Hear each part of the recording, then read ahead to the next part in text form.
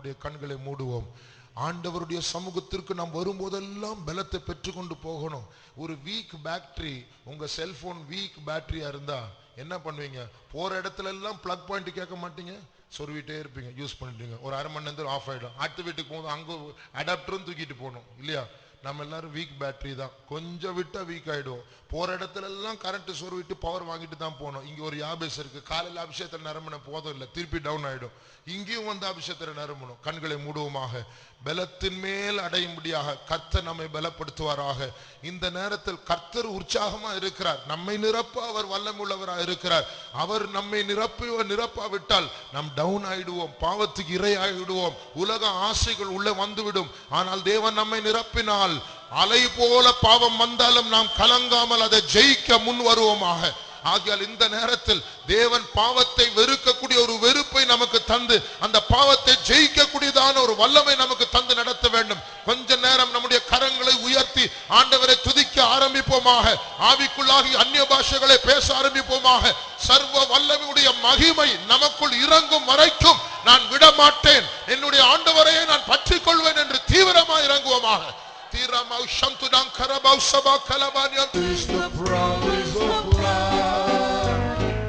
There shall be seasons refreshing, sent from the Savior above.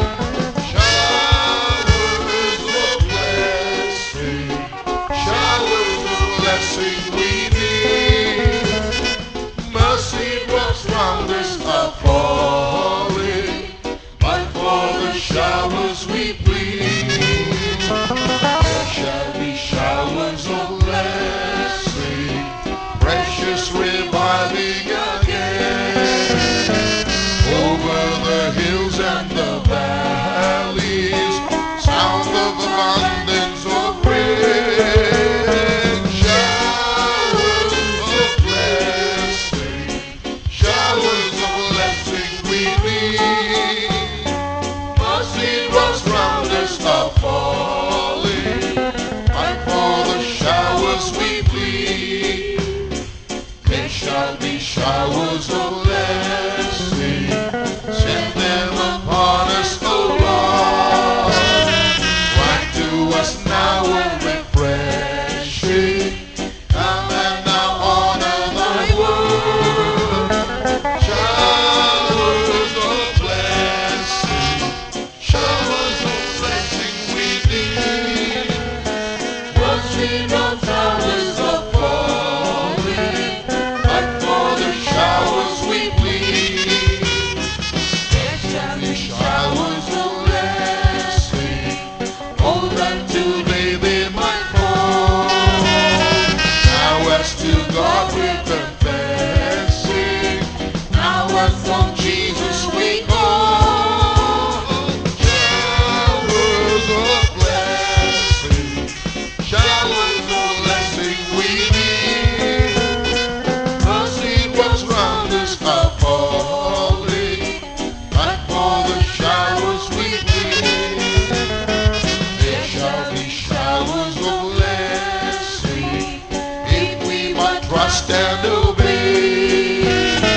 There shall be seasons refreshing, if we let God have His way. Showers of blessing, showers of blessing we need. Mercy drops round us are falling, but for the showers we plead. Showers of blessing, showers of blessing, showers of blessing we need. Mercy drops round us are falling, but for the showers we plead. We're going to sing this song again. Second world war நடக்கும்போது, இந்த ரெண்டாம் உலக மகாயுத்தம் நடந்துட்டு இருக்கும்போது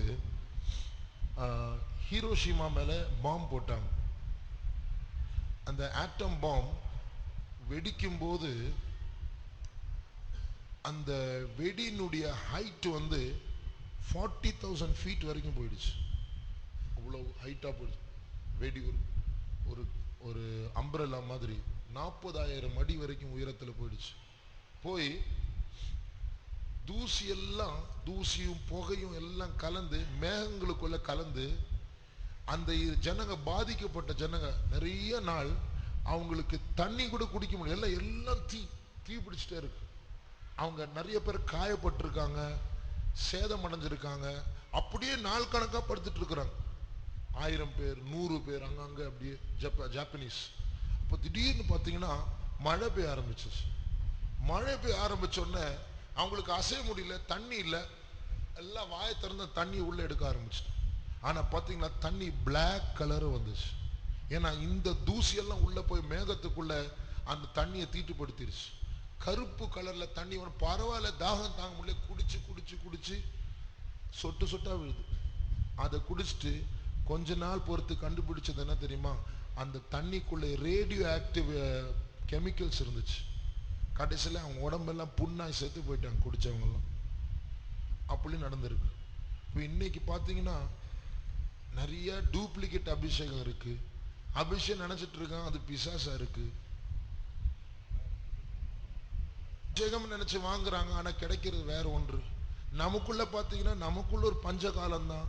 அபிஷேகம் கிடைக்குது, திடீர்னு பார்த்தா சொட்டு சொட்டா வருது, திடீர்னு பார்த்தா தேவ சமூகம் இல்லை, திடீர்னு பார்த்தா நல்லா கிடைக்குது. நல்லா கிடைச்ச பிறகு வெளியே போனா பாவத்துக்கு அப்படியே அடிமையாயிடுறோம். என்ன நடக்குது நமக்கே புரியல. அதனால this song is an expression of dissatisfaction. I am not satisfied. These drops of mercy are not enough. We want the showers. ஆண்டவரே இது போதாது, எனக்கு இந்த சொட்டு சொட்டு தண்ணீர், இந்த கொஞ்சம் அந்த நீர் துளிகள் இதெல்லாம் வேண்டாம், எனக்கு மழை வேண்டும் ஆண்டவரே. showers of blessing வேண்டும். ஆக நாம் எல்லாரும் ஒரு தாகத்தோடு கேட்போமா?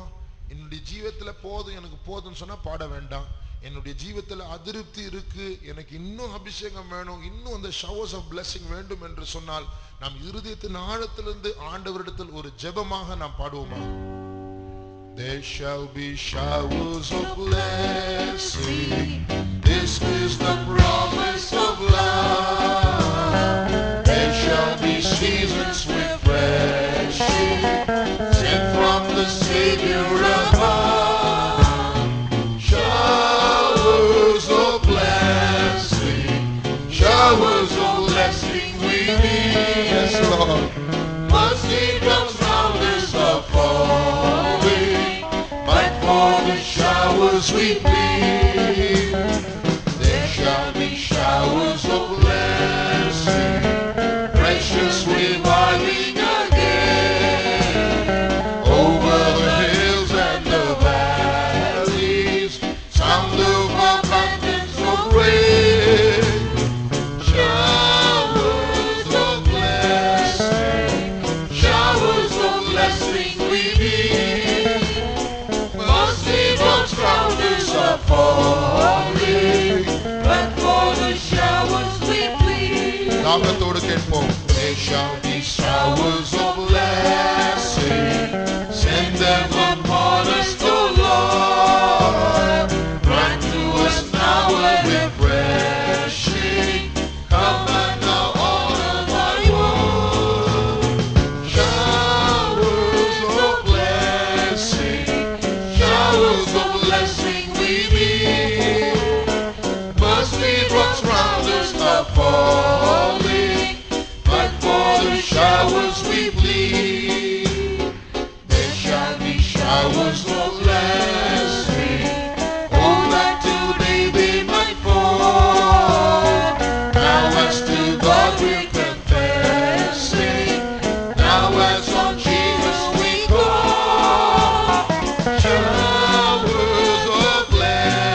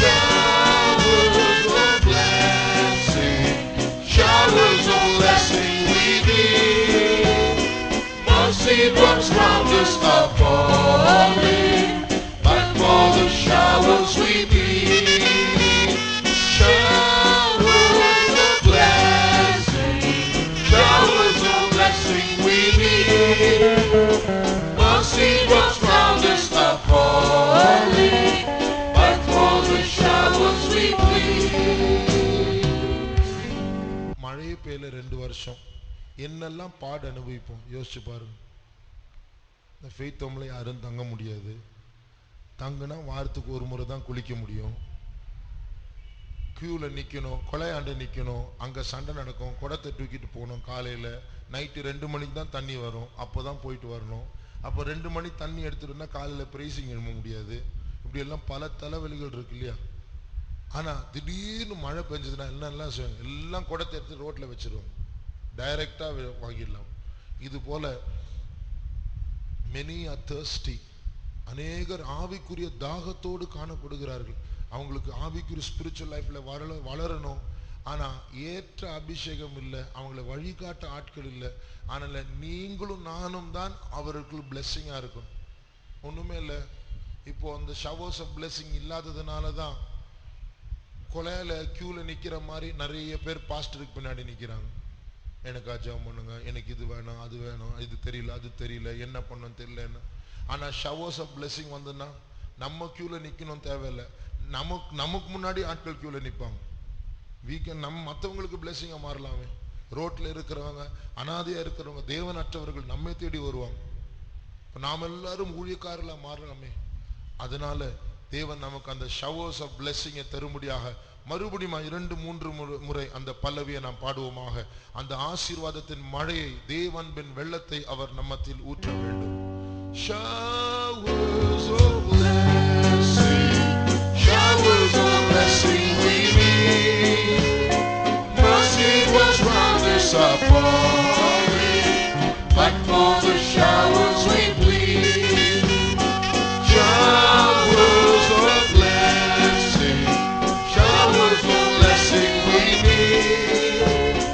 Mercy was round us are falling, but for the showers we plead. தமிழில் பாடுவோம்.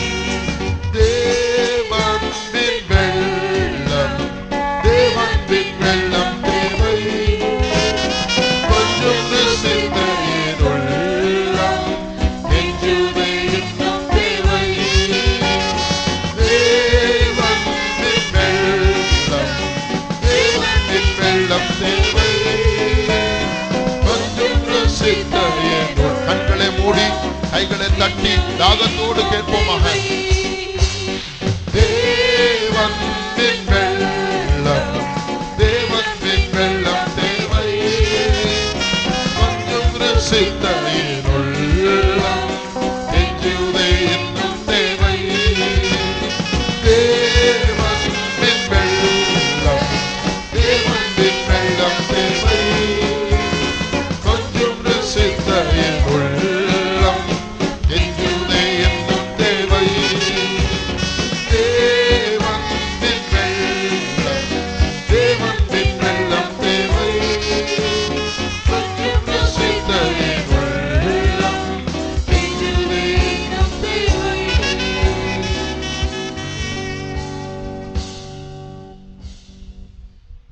Anyone can put from Tamil to English or English to Tamil. Any interpreters?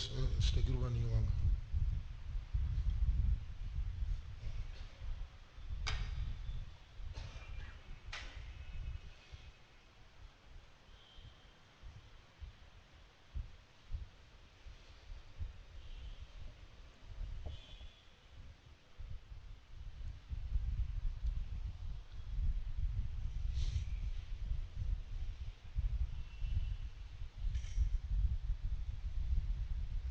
We'll read from Psalm 63, the first 2 verses. சங்கீதம் 66, 63. சங்கீதம் 63 முதல் 3 வசனங்கள். தேவனே, நீர் என்னுடைய தேவன், அதிகாலமே உம்மை தேடுகிறேன். வறண்டதும் விடாய்த்ததும் தண்ணீரற்றதுமான நிலத்திலே என் ஆத்துமா உன்மேல் தாகமாயிருக்கிறது, என் மாம்சமானது உம்மை வாஞ்சிக்கிறது. இப்படியே பரிசுத்த ஸ்தலத்தில் உம்மை பார்க்க ஆசையாயிருந்து உமது வல்லமையையும் உமது மகிமையையும் கண்டேன். அடுத்த வசனம். ஜீவனை பார்க்கிலும் உமது கிருபை நல்லது, என் உதடுகள் உம்மை துதிக்கும். You know, the church and the world are enemies. சபையும் உலகமும் ஒன்றுக்கொன்று எதிரிகளாக இருக்கின்றன. We are in both places. நாம் இரண்டு பக்கத்திலும் இருக்கிறோம். We are in the world and we are in the church. நாம் உலகிலும் இருக்கிறோம், அதே சமயத்தில் சபையிலும் இருக்கிறோம். That's why we have to be very careful about what we are engaged in, what we are involved in. ஆகவே தான் நாம் எதை குறித்து கலந்து கொள்கிறோமோ அவைகளெல்லாம் குறித்து மிகவும் எச்சரிக்கையாக இருக்க வேண்டும். Because the devil will try everything to mix these two together. ஏனென்று சொன்னால் பிசாசானவன் இந்த இரண்டையும் கலந்து நமக்குள் புகுத்த முயற்சிப்பான். There are three ways he can defile us. மூன்று விதத்தில் அவன் நம்மை தீட்டுப்படுத்த முடியும். As the church of God, we are supposed to be like an island in an ocean. சபையாகிய நாம் எப்படி கடலிலே ஒரு தீவு இருக்கிறதோ அதுபோல நாம் வாழ வேண்டும். We have to be separate from other people. மற்றவர்களை விட்டு நாம் வேறு பிரிந்து வாழ வேண்டும். That is our strength. அதுதான் நம்முடைய பலனாக இருக்கிறது. Because if the whole world today, the shops in the world, the fashions in this world, the friendships of this world, the entertainments of this world are all anti-God. They are designed and put there only to separate man from God. ஏனென்று சொன்னால் இந்த உலகத்தில் நாம் பார்க்கிற நாகரிகங்கள், பழக்க வழக்கங்கள், எல்லா காரியங்களும் கேளிக்கைகள் எல்லாம் தேவனை விட்டு நம்மை வேறு பிரிக்கிற காரியங்களாக காணப்படுகிறது. So it is made there, it is put there, it's not come by accident. It is manufactured and it is designed and put there to take man away from God. இவைகள் எல்லாம் உண்டாக்கப்பட்டிருக்கிறது, தேவனை விட்டு நாம் வேறு பிரிப்பதற்காக உண்டாக்கப்பட்டிருக்கிறது. How many of you have read the testimony of Emmanuel Eni? எத்தனை பேர் Emmanuel எனின் அவருடைய சாட்சியை கேட்டிருக்கீங்க? வாசித்திருக்கிறீர்கள்? எத்தனை பேர் வாசித்திருக்கிறீர்கள்? Some of you have read. I have told you the testimony also, but I want to remind you in one part of his testimony, he says he went underwater. நான் ஏற்கனவே சொல்லி இருக்கிறேன், இருந்தாலும் மறுபடியும் அந்த சாட்சியின் ஒரு பகுதியை உங்களோடு பகிர்ந்து கொள்ள விரும்புகிறேன். அவர் கடலின் ஆழத்துக்குள் சென்றார். He got the power to be underwater for many days. அநேக நாட்கள் தண்ணீருக்குள் கடலுக்குள் இருக்கிற அனுபவம் அவருக்கு இருந்தது. So he went underground and he saw there were buildings underground. அவர் அந்த கடலின் ஆழத்திலே சென்று அநேக கட்டிடங்கள் இருப்பதை கண்டார். And he saw people there doing research there. அங்கே ஜனங்களை கண்டார், அவர்கள் ஆராய்ச்சி செய்து வருவதையும் கண்டார். There were many computers there, television sets there, and there was research factories going on. அங்கே அநேக கணிப்பொறிகளும் டெலிவிஷன் மற்றும் ஆராய்ச்சிக்குரிய எல்லா பொருட்களும் காணப்பட்டன. So I used to wonder, how is this possible? How can there be a building underwater without water getting inside? நான் ஆச்சரியப்பட்டேன், எப்படி தண்ணீருக்கு அடியில் இப்படியாக கட்டிடங்கள் மற்ற காரியங்கள் இருக்க முடியும் என்று ஆச்சரியப்பட்டேன். How can there be a television and a computer underwater without getting wet? எப்படி டெலிவிஷன் கணிப்பொறிகள் எல்லாம் தண்ணீரினால் பாதிக்கப்படாமல் இருக்க முடியும்? So I was listening to that with a little doubt. நான் சந்தேகத்தோடு அதை கவனித்தேன். Recently, just a few days ago, I was listening to an interview by a man who is expert on UFOs. சில நாட்களுக்கு முன்பாக நான் ஒரு மனிதனுடைய I listened to an interview of a man. ஒரு மனிதனோட பேட்டி கண்டேன். I heard it. அவருடைய பேட்டியை நான் கேட்டேன். So in that, this man, he's an expert on UFOs. UFOs means unidentified flying objects. They are flying saucers that you see in the air.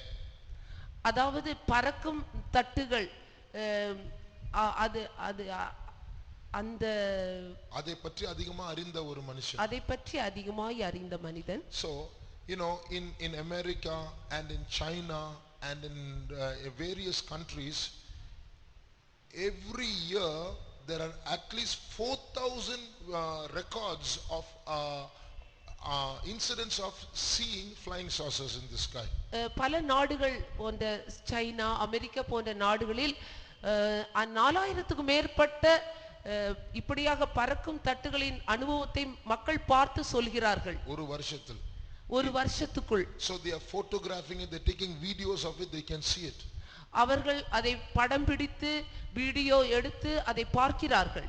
This man who's being interviewed, his name is Richard Dolan. Richard Dolan. அவர் பெயர் Richard Dolan. அவரிடம் பேட்டி கண்டார்கள். So they were interviewing him and asking him what he thought about certain things. அவரிடம் பேட்டி கண்டபோது அவர்கள் கேட்டார்கள், இதை குறித்து நீங்கள் என்ன சொல்கிறீர்கள் என்று சொல்லி. So he said some amazing things. அவர் சில ஆச்சரியமான குறிகளை பற்றி சொன்னார். Mind you, he is not a Christian. அவர் ஒரு கிறிஸ்தவன் அல்ல. So he was saying UFOs, who they are, where, how they are made, where is it coming from, I don't know, but one thing I say, it's very real. அவர்கள் எப்படிப்பட்டவர்கள், எங்கிருந்து வருகிறார்கள், எப்படிப்பட்ட பறக்கும் தட்டுகளை பற்றி, இப்படி பறக்கும் தட்டுகளை பற்றி அவர்கள் அதிலே வருபவர்கள் எப்படிப்பட்டவர்கள், எங்கிருந்து வருகிறார்கள் என்பதை பற்றி எனக்கு தெரியாது. ஆனால் இது நிஜமான ஒரு காரியமாக இருக்கிறது. It's not imagination. அது ஒரு கற்பனை அல்ல. He was saying when the government was being asked, if Obama was asked, he would only laugh. If any government person was asked, what do you say about these UFOs, are they real, they would only laugh. In fact, they know it is real, but they don't want to tell others. They want to keep it secret, so they laugh it off. அரசாங்கத்திடம் அதை பற்றி கேட்கும்போது, ஒபாமாவை போன்ற அரசாங்கத்திடம் அவர்கள் கேட்கும்போது அவர்கள் புன்னகை சிரிக்கிறார்கள். ஆனால் அதை பற்றி அவர்கள் எதுவுமே சரியாய் சொல்வதில்லை. They know it is true, but they don't want to tell it in public, so they're just laughing it off. அவர்கள் உண்மையை அறிந்திருக்கிறார்கள், ஆனால் வெளிப்படையாக அதை சொல்ல அவர்களுக்கு மனமில்லை. ஆகவே அவர்கள் சிரித்துவிட்டு போய்விடுகிறார்கள். So this man was openly saying all that. இந்த மனிதன் வெளிப்படையாக இதை கூறினான். The government knows, but they are hiding it. அரசாங்கம் இதை நன்கு அறிந்திருக்கிறது, ஆனால் அதை மறைத்து வைத்திருக்கிறது. One day the truth will come out, he said. ஆனால் அவன் சொன்னால் ஒரு நாள் இந்த ரகசியம் வெளிப்படும். He said it is very real. இது உண்மை, நிஜம் என்று சொன்னான். So the interviewer asked him, where do you think they could be? அந்த அவரை பேட்டி காண்பவர் கேட்டார், அவர்கள் எங்கிருந்து வருகிறார்கள் என்று நீங்கள் என்ன நினைக்க முடியும், எங்கிருந்து வருகிறார்கள் என்று நினைக்க முடியுமா என்று கேட்டார். So this man said, it is possible that they could be on the other side of the moon. அவர் சொன்னார், ஒருவேளை அந்த சந்திரனின் மறுபக்கத்திலிருந்து வரலாம் என்று சொன்னார். You know, we always see only one side of the moon, we never see the other side. நாம் எப்பொழுதுமே சந்திரனின் ஒரு பகுதியை தானே பார்க்கிறோம், மறுபகுதியை நாம் பார்ப்பதில்லை. Although the moon is rotating, we see only one side. சந்திரன் சுற்றி வந்தாலும் நாம் ஒரு பகுதி மட்டும் தான் நாம் பார்க்கிறோம். If I go to explain that, that will be another topic. அதை பற்றி நான் கூற வேண்டும் என்றால் அது இன்னொரு பகுதியாய் மாறிவிடும். So he was just making a guess, it might be they are on the other side of the moon. அவர் யூகித்து இவ்வாறாக சொன்னார், ஒருவேளை சந்திரனின் மறுபக்கத்திலிருந்து வரலாம் என்று சொல்லி. Do you know that the US Air Force has sent planes to chase these UFOs? US விமான படைகள் இவர்களை துரத்துவதற்காக படைகளை அனுப்பினார்கள் என்று தெரியுமா உங்களுக்கு? Many times US airplanes have chased those flying saucers. பல தடவை இந்த பறக்கும் தட்டுகளில் வருபவர்களை துரத்தி இருக்கிறார்கள். So the question is, what are they doing? Why are they coming and hovering around the earth and going back? ஏன் இவர்கள் இப்படி வருகிறார்கள், பூமியை சுற்றி சுற்றி வந்து பார்த்துவிட்டு போகிறார்கள்? So this man was asked by the interviewer, what do you think about these people? What do different religions say? அவரிடம் கேட்கப்பட்டது, இந்த மனிதர்களை குறித்து நீங்கள் என்ன நினைக்கிறீர்கள், எப்படிப்பட்ட மதத்தினராக இருப்பார்கள்? So he said, the Muslims say it's all right, there can be people in other worlds because Allah has said in the Quran that God has made many worlds. அவர் சொன்னார், முஸ்லிம்கள் இவ்வாறு நம்புகிறார்கள், அது உண்மையாக இருக்கலாம். ஏனென்று சொன்னால் அல்லாஹ் கூறியிருக்கிறார், இப்படிப்பட்ட மனிதர்கள் வேறு உலகத்திலிருந்து அநேக உலகங்கள் இருக்கிறதை பற்றி அல்லாஹ் குர்ஆனில் கூறியிருக்கிறார். அநேக உலகங்கள் இருப்பதை பற்றி அல்லாஹ் கூறியிருக்கிறார் என்று. So for Muslims it's okay, they can be aliens or other beings, non-humans in other planets. ஆகவே முஸ்லிம்களுக்கு அது பரவாயில்லை, வேறு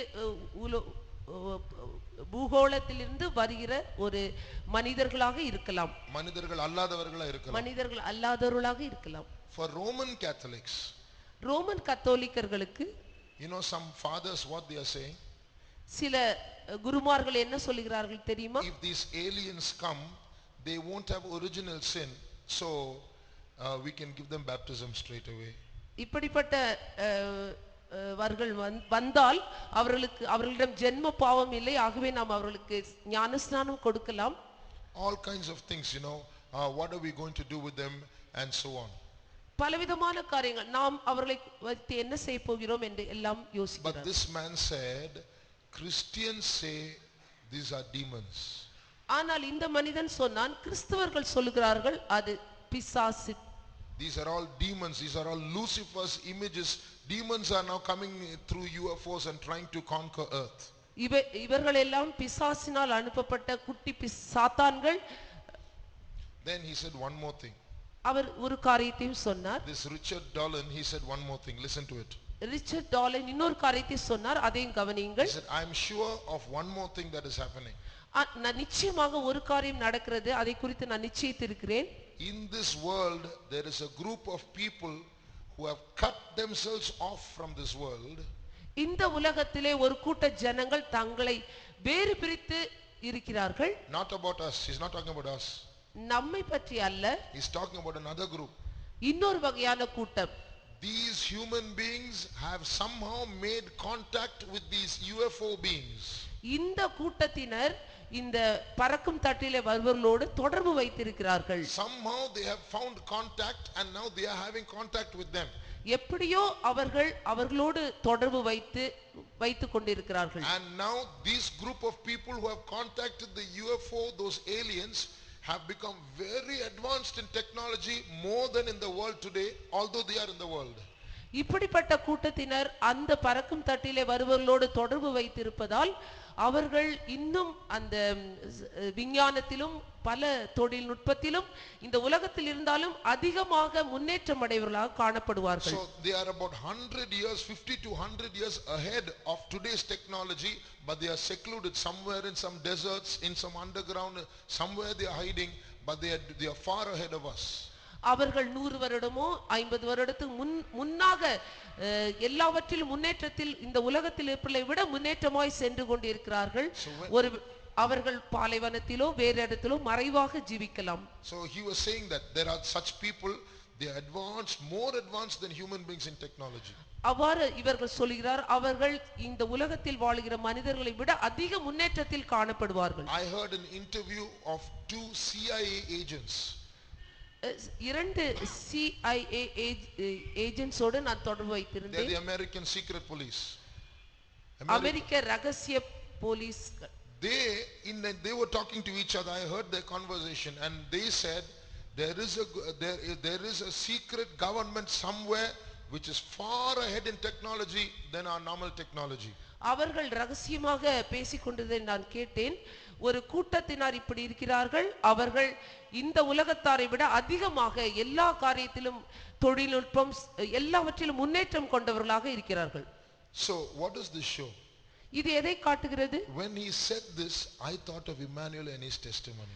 அவர் இப்படி சொன்னபோது நான் அந்த இம்மானுவேல் அவரை குறித்து சிந்தித்தேன். So he is saying there are human beings who are cut off from this world, who are having contact with those alien beings. We don't know where they are. Somewhere in this world they are hiding. இப்படிப்பட்டவர்கள் அந்த பறக்கும் தட்டில் உள்ள தொடர்பு கொண்டு ஆனாலும் இந்த உலகத்தில் மறைவாக ஜீவித்துக் கொண்டிருக்கிறார்கள். So then when I heard that, I was thinking maybe it's possible they are underwater.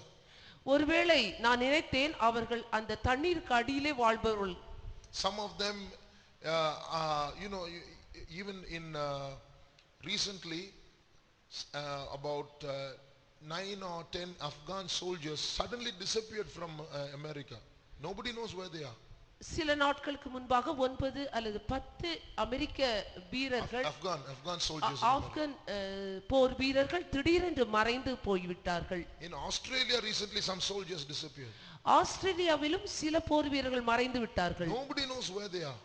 யாருக்கும் தெரியாது அவர்கள் எங்கே இருக்கிறார்கள் It's என்று சொல்லி. possible that little by little these men who have cut themselves off from the world are kidnapping some people for their use. நான் நினைக்கிறேன் இப்படிப்பட்டவர்களை கொஞ்சம் கொஞ்சமாக அவர்கள் கடத்தி கொண்டு தங்களுக்கு பயன்படுத்தி கொள்கிறார்கள். So what am I trying to say? நான் என்ன சொல்ல முயற்சிக்கிறேன்? These human beings and those aliens or demons together are trying to defile the world, are trying to control the world. இப்படிப்பட்ட கூட்டத்தாரும் அந்த பறக்கும் தட்டில் வருகிற அந்த ஜீவன்களும் சேர்ந்து இந்த உலகத்தை தீட்டுப்படுத்த முயற்சிக்கிறார்கள். So when Emmanuel went underground, இப்படியாக இம்மானுவேல் அந்த கடலின் ஆழத்தில் சென்றபோது he said, you know what research they were doing? அவர்கள் என்ன ஆராய்ச்சி செய்தார்கள் தெரியுமா? Garment designing, car designing, all was done underwater. அந்த உடைகள் தயாரித்தல், கார் பார்ட்ஸ் தயாரித்தல் எல்லாவற்றையும் கடலின் ஆழத்தில் டிசைன் பண்ணுகிறார்கள். So the designing was researched in underwater. அது தண்ணீருக்கு அடியிலே செய்யப்பட்டு வருகிறது. And after they make a particular fashion, ஒரு குறிப்பிட்ட விதத்தில் அவர்கள் செய்த பிற்பாடு, the shape of a car or the shape of a dress, அந்த உடையின் வடிவமைப்பில் அல்லது காருடைய வடிவமைப்பு வந்த பிற்பாடு, after it is finalized, அதையெல்லாம் கடைசிலே அவர்கள் முடித்த பிற்பாடு, one of those people from there in the spirit world, he will go and he will breathe this in the mind of the the design clothes manufacturer. அவர்களில் ஒருவர் இதை குறித்து அவர்கள் அந்த மக்கள் மனதிலே அது ஊதுவார்கள். இந்த துணிய வஸ்திரங்களை தயாரிக்கிற ஓனருடைய அந்த மனதில், வஸ்திரங்களை தயாரிக்கிற ஓனருடைய மனதிலே அவர்கள் ஊதுவார்கள். At that time suddenly this man will get an idea. I am getting a new idea. I can make a fashion like this. உடனே அந்த மனிதர்களுடைய உள்ளத்திலே இப்படி ஒரு எண்ணம் வரும், இப்படி ஒரு நாகரிகத்தை நான் உருவாக்கினால் என்ன என்று சொல்லி. So he thinks it's his idea. He doesn't know it's come from underwater. அவன் நினைக்கிறான் இது தன்னுடைய யோசனை தான் என்று. ஆனால் இது கடலின் ஆழத்திலிருந்து வருகிற யோசனை என்று அவனுக்கு புரியாது. It is from those people who have cut themselves off from other human beings and have joined with Satan, sold themselves to Satan and are doing research only to divert men from God as much as possible so that eventually Satan can come down and rule this world. இது எப்படி என்று சொன்னால், இப்படிப்பட்ட கூட்டமான இந்த மனிதர்கள் சாத்தானோடு தொடர்பு கொண்டு கடலின் ஆழத்திலே இப்படியாக அவர்கள் செய்து மனிதர்களை தீட்டுப்படுத்தத்தக்கதாக, தேவனோடு பிரிக்கத்தக்கதாக இப்படியான யோசனைகளையும் செயல்களையும் செய்து வருகிறார்கள். Finally Satan should come and rule this world. கடைசியாக சாத்தான் இந்த உலகத்தில் வந்து ஆளுகை செய்யும்படியாக. So the devil will use three methods to try to defile us in this situation. இப்படியாக சாத்தான் மூன்று விதத்திலே நம்மை தீட்டுப்படுத்துற விதத்திலே முயற்சிக்கிறான். For those cut off people and for those demons, we are the chief enemies. அந்த தங்களை தாங்களே பிரித்து கொண்ட கூட்டத்தினருக்கும் சாத்தானுக்கும் நாம் தான் முதல் எதிரியாக இருக்கிறோம். So he will try to defile us. ஆகவே நம்மை அவன் தீட்டுப்படுத்த முயற்சிப்பான். Firstly, முதலாவதாக he will try to bring the world into the church. முதலாவதாக அவன் இந்த உலகத்தை சபைக்குள்ளே கொண்டு வர முயற்சிப்பான். I am always grateful to God. God has given us a strict church. நான் தேவனுக்கு மிகவும் நன்றியாக இருக்கிறேன். ஏனென்று சொன்னால் கட்டுப்பாடுள்ள ஒரு சபையில தேவன் என்னை வைத்து இருக்கிறார். I thank God for servants of God who are there with us, who will say no to small things. தேவனுடைய ஊழியக்காரர்கள் முடியாது கூடாது என்று சொல்லத்தக்கதாக, சிறிய காரியங்களுக்கு, சிறிய விஷயத்திலும் வேண்டாம் என்று சொல்லத்தக்கதாக கட்டுப்பாட்டிலே வைத்திருக்கிறார்கள். Therefore I am grateful to God. ஆகவே நான் அவருக்கு நன்றியறிதலாய் இருக்கிறேன். Because of this strictness, it's difficult for the world to come inside. இந்த கண்டிப்பின் மூலமாக உலகம் உள்ளே நுழையாதபடி தடுக்கப்படுகிறது. So this devil will try every way, through someone, through some situation, through some function, through some marriage, through some dress, to bring the world inside. சாத்தான் எப்படியாவது உலகத்தை ஏதாவது ஒரு விதத்திலே நுழைத்து விட முயற்சிக்கிறான். So that's one way. அது ஒரு விதமாக இருக்கிறது. If we can't do that, அதை அவன் செய்ய முடியாத he பட்சத்தில் will try to take away members of the church and pull them into the world. சபை அங்கத்தினரை பிடித்து இழுத்து வெளியே உலகத்துக்குள் கொண்டு வர முயற்சிப்பான். Like I said yesterday in the Christmas message, நான் நேற்று அந்த கிறிஸ்மஸ் செய்தியில் சொல்லியது போல Outside in the world there is a power that works like a vacuum cleaner. வெளி உலகத்திலே இந்த வல்லமையானது ஒரு வேக்யூம் கிளீனரை போல செயல்படுத்தி வருகிறது. It pulls minds. அவைகள் மனதை பிடித்து இழுக்கிறதாக இருக்கிறது. So from the church you peep out little into the world to see what's outside. You peep out, you be there long enough, the mind will get sucked and you will get drawn there and you will love the world and hate the church. சபையிலிருந்து கொஞ்சம் நீங்கள் எட்டி பார்த்து உலகத்தை நோக்கி பார்த்தால் உங்கள் மனம் முழுவதும் இழுக்கப்பட்டு அந்த உலகத்துக்குள்ளே தள்ளப்பட்டு விடுவீர்கள். So that's the second method. இது இரண்டாவது முறையாக அவன் கையாளுகிறான். Either he will try to defile the church with worldliness, one. அவன் சபைக்குள்ளே உலகத்தை புகுத்தி தீட்டுப்படுத்த முயற்சிக்கிறான், அது ஒரு விதம். Secondly, if he can't do that, he will try to pull out people into the world. அதை செய்ய முடியாத பட்சத்தில் சபைக்குள் இருந்த அங்கத்தினரை பிடுங்கி உலகத்துக்குள் தள்ள பார்க்கிறான், இது இரண்டாவது முறை. The third method is he will, some people he will make them like dual citizens. You be in the church, you be in the world also, both. There's a saying in English, in Rome do as the Romans do. So you can be like a Roman in Rome, you can be like a Greek in Greece. In the church you be a holy person, in the world you be a worldly person. Dual citizenship. சில மூன்றாவது முறை என்னவென்று சொன்னால் சபைக்குள்ளே நீ இருக்கலாம், உலகத்துக்குள் இருக்கலாம், இரண்டிலும் ஒரு சமநிலை ஏற்படுத்தி கொண்டு எப்படி ரோமாபுரியில் ரோமருக்காகவும் கிரீஸில் கிரேக்கருக்காகவும் வாழ்வது போல இரண்டு பக்கத்திலும் வாழக்கூடிய ஒரு நிலை. So in the church they will come, they will worship, they will be very spiritual, their dresses will be different. Once they go into the world, they will be totally worldly, totally different. They will be two people in one. சபைக்குள்ளே வரும்போது சபைக்கு தக்கதாக உடை உடுத்திக் கொண்டு மிகவும் ஆவிக்குரியவர்கள் போல காணப்படுவார்கள். உலகத்தில் போனவுடன் உலக விதத்திலே உடை அணிந்து உலக லௌகிகத்தில் புகுந்து விடுவார்கள். இப்படியா இரண்டு விதத்திலே இரட்டை வேடம் போடுகிறார்கள். Recently I heard about a boy. சில நாட்களுக்கு முன்பு ஒரு பையனை குறித்து நான் கேள்விப்பட்டேன். If he gets filled in the spirit, he'll get thrown about everywhere. அவன் ஆவியிலே நிறைவான் என்றால் தூக்கி எறியப்படுவான். So he used to get such a mighty anointing. அப்படிப்பட்ட பெரிய அபிஷேகத்தை பெற்றிருந்தான். One day one friend of his died. ஒரு நாள் அவனுடைய நண்பன் இறந்து போனான். So he was standing in front of the coffin and holding the coffin and sobbing. அந்த சவப்பெட்டியின் முன்பாக அவன் குனிந்து அவன் மிகவும் அழுது கொண்டிருந்தான். After some time he went out. அதற்கு பிற்பாடு அவன் வெளியே சென்றான். Went to a tea shop. ஒரு டீ ஷாப்புக்கு சென்றான். Bought a cigarette. அங்கே ஒரு சிகரெட் வாங்கினான். Smoked. புகை பிடித்தான். Gave it to his friend who is also a believer. அவருடைய ஃப்ரெண்ட்ஸ்க்கெல்லாம் கொடுத்தான். பிலீவர், அவங்கெல்லாம் விசுவாசிகள் தான். After that came back to the church. அதற்கு பிற்பாடு சபைக்குள்ளே வந்தான். And then started crying again in front of the மறுபடியும் சவப்பெட்டியின் மீது விழுந்து அவன் அழுதான். It's called dual citizenship. இதுதான் இரட்டை வேடம் போடுவது. Two passports. ரெண்டு வகையான பாஸ்போர்ட் வைத்திருப்பது. So in the church, nice anointing, worshiping and all that, going to the world.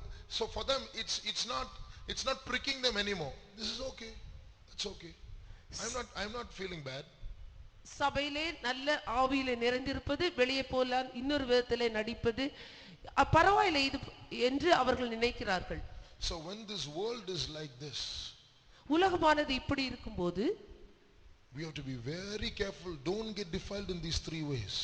நாம் மிகவும் எச்சரிக்கையாக இருக்க வேண்டும். இந்த மூன்று விதத்தில் நாம் தீட்டுப்படுத்த விடக்கூடாது. I want to tell you sadly, there are some modern Pentecostals today amongst us, some young people in the church, they are spiritual, in the world fully worldly.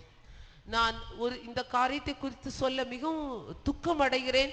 சில நவநாகரிக வாலிபர்கள் கூட இப்படியாக உலகத்திலும் இருந்து கொண்டு சபையிலும் இருந்து கொண்டு இரட்டை வேடம் போடுகிறார்கள். Now come back to the key verse that we read.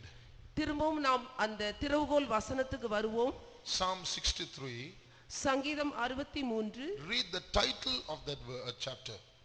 அந்த சங்கீதத்தின் தலைப்பை நாம் பார்க்கலாம். தாவீது யூதாவின் வனாந்தரத்தில் இருக்கையில் பாடின சங்கீதம். So now David is in a desert. தாவீது இப்பொழுது வனாந்தரத்தில் இருக்கிறான். What is he singing? என்ன பாடுகிறான்? Read the first verse. முதல் வசனத்தை வாசிப்போம். தேவனே நீர் என்னுடைய தேவன், அதிகாலமே உம்மை தேடுகிறேன். அதிகாலமே உம்மை தேடுகிறேன். வனாந்திரத்தில், in the desert, he says early morning 4 o'clock I want to get up, Lord. He's not sad, he's in the desert. There also he wants to get up early in the morning. வனாந்தரத்திலே அதிகாலையில எழுந்து கொள்ள அவன் விரும்புகிறான். வனாந்தரத்தில் கூட காலையில் எழுந்து துதிக்க அவன் விரும்புகிறான். வறண்டதும் விடாய்த்ததும் தண்ணீரற்றதுமான நிலத்திலே, This is desert. வறண்டதும் விடாய்த்ததுமான தண்ணீரற்ற, in a dry and thirsty land, that's desert. என் ஆத்துமா உம்மேல் தாகமாய் இருக்கிறது. ஆத்துமா எதுக்கா தாகமா இருக்கணும்? What should a person thirst for in a desert? ஒரு வனாந்தரத்திலே ஒரு ஆத்துமா எதற்காக தாகமாய் இருக்க வேண்டும்? For water. But he's saying, தண்ணீருக்காக. my soul is thirsting for you, O God. என்னுடைய ஆத்துமா உமக்காக தாகமாக இருக்கிறது. Read the next verse in English. அடுத்த வசனம் ஆங்கிலத்தில் வாசிப்போம்.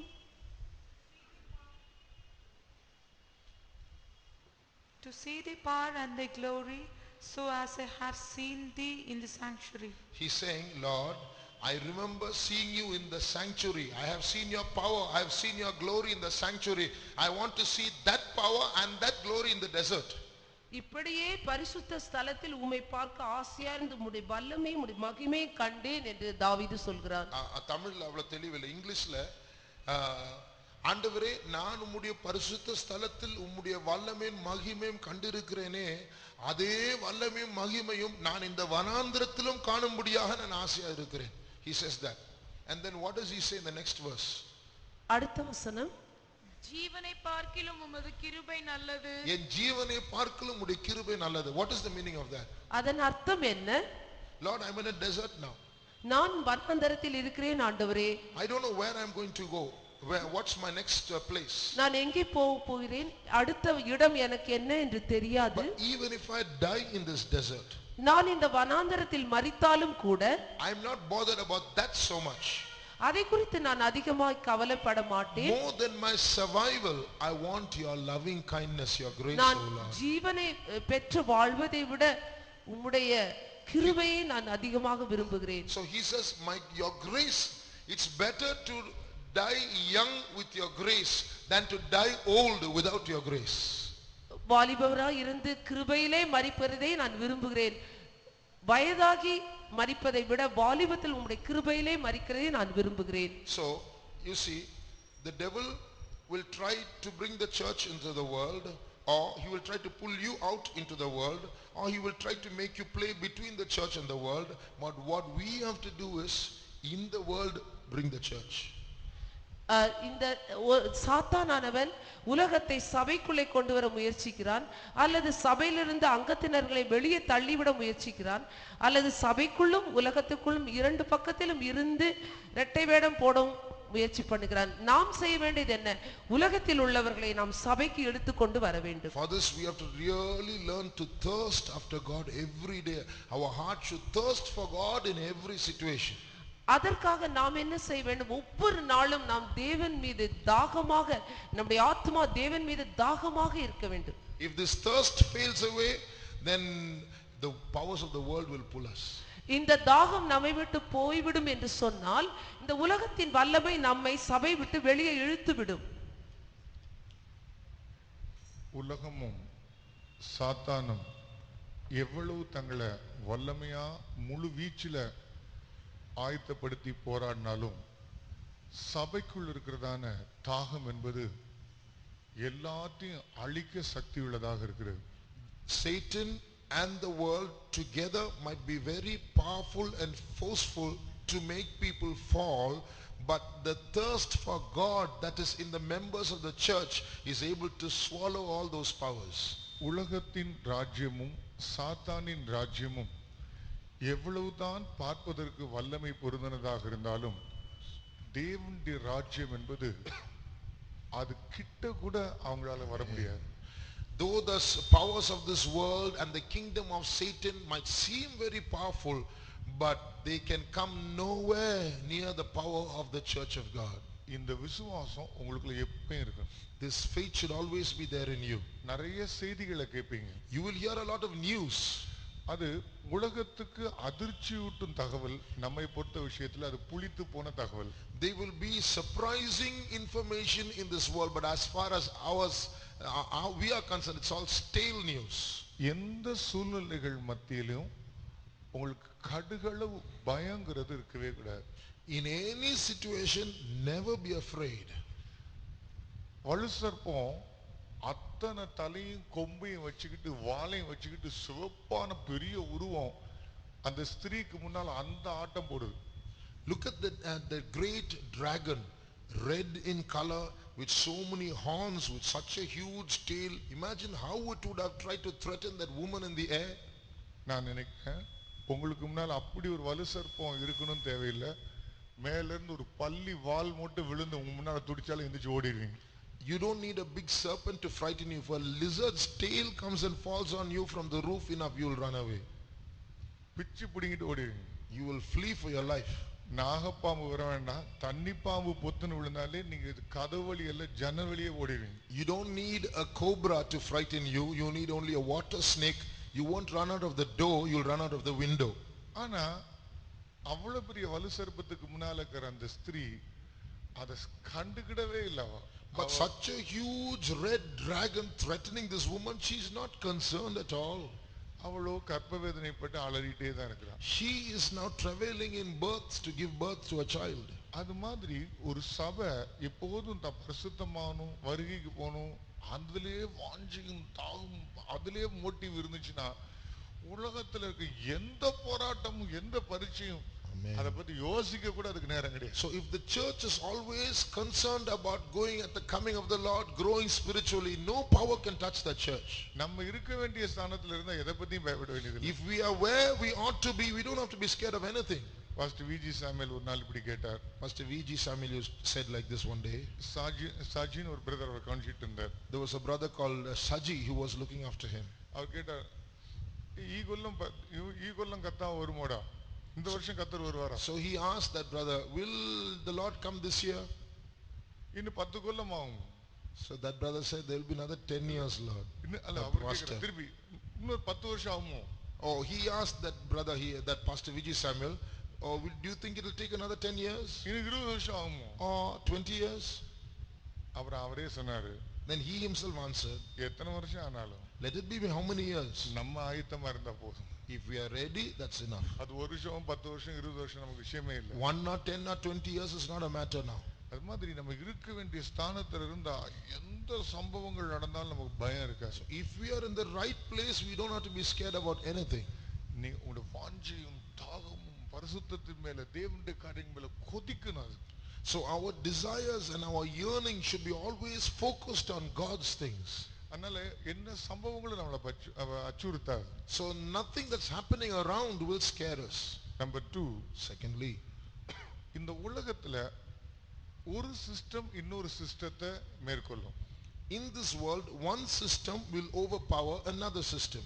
கணக்குல ஒரு செட் இன்னொரு செட்டுக்கு அடிமையா இருக்கும். In mathematics, one set is the subset of another. எல்லாத்துக்கும் மேல இருக்கக்கூடிய சூப்பர் சிஸ்டம் சூப்பர் செட்ங்கிறது ஸ்பிரிச்சுவல் சிஸ்டம் தான். So the over encompassing or superior force or set or system is the spiritual system. அது எவ்வளவு பெரிய system வந்தாலுக்குள்ள ஒளிங்கிறது. So whatever other system tries to come against it, it will swallow it. அந்த ஆவிக்குரிய அமைப்பு சிஸ்டம்ங்கிறது நம்ம தான். So we are that spiritual structure. அந்த சிஸ்டத்துக்குள்ள நம்ம ஒரு பங்கா இருந்தா எவ்வளவு பெரிய சாத்தானுடைய ராஜ்யத்தை ஈஸியா விழுங்கிடுவோம் நம்ம. So if we are members of that system, we will easily swallow the kingdom of Satan. இன்னும் சொல்ல போனா, to be precise, குட்டி குட்டி மீன்களுக்கு வரும்போது பெரிய மீன்கள் சந்தோஷப்பட்டு ஆன் வாயை திறந்து விழுங்குற மாதிரி விழுங்கிடுவோம் நம்ம. So just like small fish are prey to the big fish, like this, all these other powers will be prey to us. அதுபோல நம்ம எப்படிப்பட்ட வல்லமை இருந்தாலும் ஆவிக்குரிய தன்மையினால் சாரம் ஏறினவங்களா இருந்தா எளிதாக நாம் மேற்கொள்வோம். So whatever other power might exist, if we have the essence of that spiritual power in us, we will easily rise up. நான் நினைக்கிறேன் பெரிய பெரிய மிசைல்ஸ், பெரிய பெரிய கன்ஸ், பெரிய பெரிய சயின்டிஸ்ட், இப்படிப்பட்டவங்கள இந்த சாதாரண பேயை இங்கிட்டு இங்கிட்டு ஆட்டுற மாதிரி ஆட்டி தள்ளிடுவோம். So they might be big scientists, inventors of missiles and huge weaponry, but we can easily make them sway or bring them under our control like we sway demon-possessed people. பிசாசு பிடிச்சவங்க அப்படியே அப்படியே கீழே விழுறாங்க, அது மாதிரி கீழே விழுந்துறது. Like with the control of our hands, as though in remote control we make demon-possessed people fall down, we can make those powers fall down. தாவீது அதே தான் சொல்றான். David says that. அந்த கோலியாத்தை பார்த்துட்டு He looks at Goliath and says, சவுலை பார்த்து சொல்றான். at Saul, என்ன சொல்றான்? what does he say? ஒரு விசை ஒரு சிங்கம், Once a lion, ஒரு விசை ஒரு கரடி. once a bear.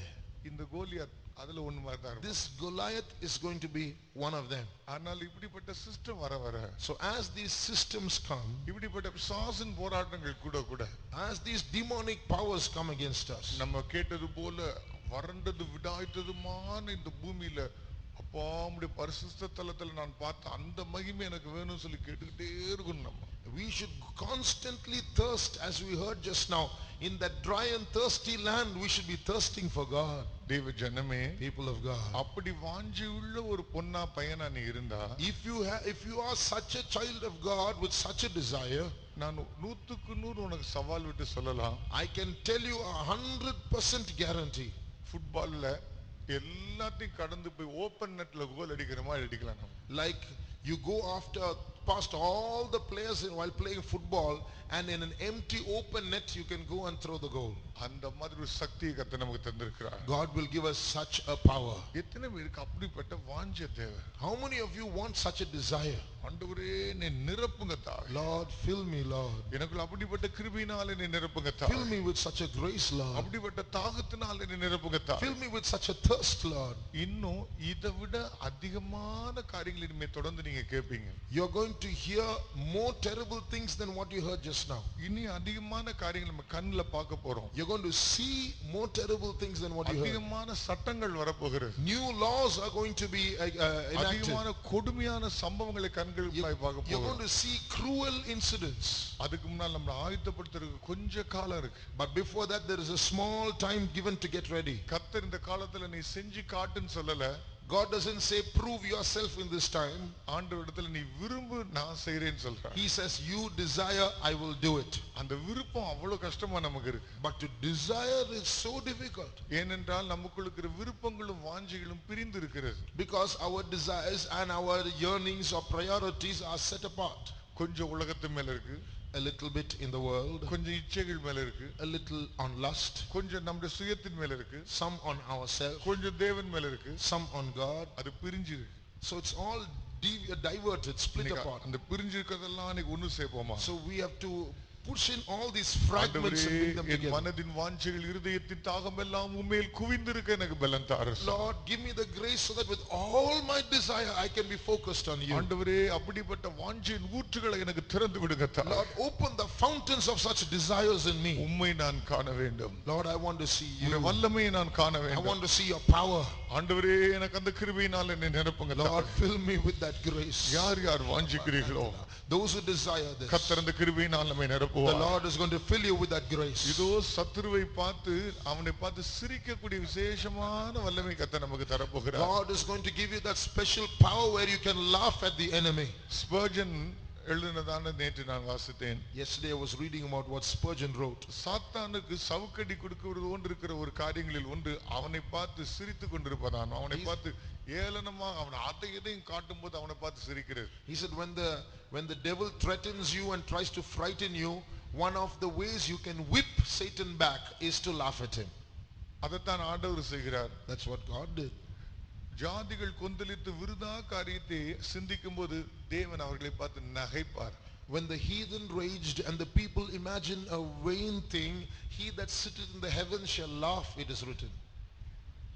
கெனத்தேயன் என்பவர் ஆஸ்மா வியாதியினால் கஷ்டப்பட்டு விடுதலையாக்கப்பட்டு சுகமான பிற்பாடு ஆண்டவரிடத்தில் ஜனங்களுக்கு விசுவாசத்தை குறித்து போதி என்றார். Kenneth Hagins, when he suffered from asthma and recovered and was healed, he was teaching people about faith. அப்ப ஆண்டவர் சொன்னபடியே விசுவாசத்தை சொல்லி கொடுத்து வருஷங்கள் ஓடிட்டு எத்தனையோ வருஷங்களுக்கு பிற்பாடு ஒரு நாள் காலையில் வீசிங் ஸ்டார்ட் ஆகிவிட்டது. And he said after so many years about testifying about how God gave him victory over faith, many years later wheezing started again. அவர் சொல்லுகிறார், எழும்பும்போது வீசிங்கோடு அதிகாலையில் எழுந்திருத்தார். One morning he woke up with this wheezing again. அவர் உடனே தன்னுடைய பெட்ஷீட்டை மேல போட்டுக்கொண்டு பயங்கரமா சிரிக்க ஆரம்பித்தார். He immediately covered himself with his bed sheet and started laughing aloud. சாத்தானே கிட்டே வந்து விட்டான். ஏன் சிரிக்கிறேன்? Satan came and asked him, why are you laughing now? உன்னை பார்த்து தான் சிரிக்கிறேன். I am laughing at you. ஆண்டவர் சுகம் கொடுத்தால் அவர் ஏற்கனவே கொடுத்தது நான் நிரந்தரமாக இருக்கிறேன். God has given me healing. He has given me healing already. That's permanent. உனக்கு வசனம் தெரியாவிட்டால் சொல்கிறேன் என்று சுகமாக்குற வசனங்களின் வாக்குத்தத்தங்களை சொன்னாராம். You devil, you don't know any verses in the Bible. I'll teach you. அவர் சொல்லுகிறார், அவனை மாதிரி தன்னுடைய மூட்டையை சுருட்டிட்டு ஓடக்கூடிய ஃபாஸ்டா சுருட்டிட்டு போறது பூமியில யாரும் இல்லை என்கிறார். He said, I've never seen anyone running so fast that devil ran away. இன்னைக்கு அதுபோல இந்த கூட்டம் முடிகிற நேரத்தில் உன்னை தொந்தரவுபடுத்தி கொண்டிருக்கிற பயம்படுத்தி கொண்டிருக்கிற வல்லமைகள் மூட்டையை சுருட்டி கொண்டு ஓடத்தான் வேண்டும். In the same way, those powers that are trying to frighten you should pack up and run away. ஆண்டவரே, எனக்கு அந்த வல்லமையை தாரு. Lord, give me such a power. எனக்கு ஒரு தாகத்தை தாரு. Give me such a thirst, oh God. ஆண்டவரே, மானானது நீரோடைகளை வாஞ்சித்து கதறுவது போல கதற எனக்கு பலத்தை தாரு. Lord, like a heart, like a deer pants after the water brooks, help me to thirst for you, Lord. இந்த இதயம் எழுப்புதலுக்காய் கதறட்டும். Let my heart yearn for revival. இந்த உள்ளம் உம்முடைய ஜீவனை காண, உம்முடைய மகத்துவத்தை காண கதறட்டும். Let my heart wait to see your glory. அப்பா, உம்முடைய வல்லமையால் நான் நிரப்பப்பட்டு சாத்தானை பார்த்து நான் பரியாசம் பண்ண சிரிக்க எனக்கு பலன் தாரும். Lord, help me to jeer at and laugh at the adversary. இதோ ஒரு வல்லமை இறங்கி கொண்டே இருக்கிறது. The power is coming down. கர்த்தர் நம்மை நிரப்பிக் கொண்டிருக்கிறார். The Lord is filling us. அந்தகாரத்தின் கட்டுகளை கர்த்தர் உடைத்துக் கொண்டிருக்கிறார். Breaking the bindings of darkness. இதோ சகலத்தையும் கீழ்ப்படுத்தக்கூடிய வல்லமையை கர்த்தர் நமக்கு தருகிறார். God is filling us with that power to subdue all things. சாசின் கோட்டைகளை கர்த்தர் உடைத்துக் கொண்டிருக்கிறார். The Lord is breaking the fortress of Satan. பெற்றுக்கொள்ளுங்கள் வல்லமையை. Receive it. பெற்றுக்கொள்ளுங்கள் அந்த கிருபையை. Receive that power. உன் வாயை விரிவாய் திற. Open your mouth. அதை நான் நிரப்புவேன். The Lord will fill it. உன் வாயை விரிவாய் திற. Open your mouth. நான் நிரப்புவேன். I will fill it. இதோ கர்த்தருடைய மகிமை இறங்கி கொண்டிருக்கிறார். The glory of the Lord is கர்த்தருடைய வல்லமை descending. இறங்கி கொண்டிருக்கிறார். The power of the Lord is in இந்த கடைசி நேரத்திலும் கர்த்தர் உன்னை நிரப்புகிறார். In this hallelujah. last moment he is filling you. சர்வத்தையும் கீழ்ப்படுத்துகிற வல்லமை. The power to subdue all things. இச்சைகளை, உலகத்தை, மாம்சத்தின் வல்லமைகளை கீழ்ப்படுத்தக்கூடிய வல்லமை. The power to subdue lust and carnality and all sins. சாசுடைய அத்தனை காரியங்களை பார்த்து நகைக்கக்கூடிய வல்லமை. The power to laugh at all the subtleties of the devil. இதோ கர்த்தர் அந்த அபிஷேகத்தை தருகிறார். The Lord is giving you anointing. திடபலக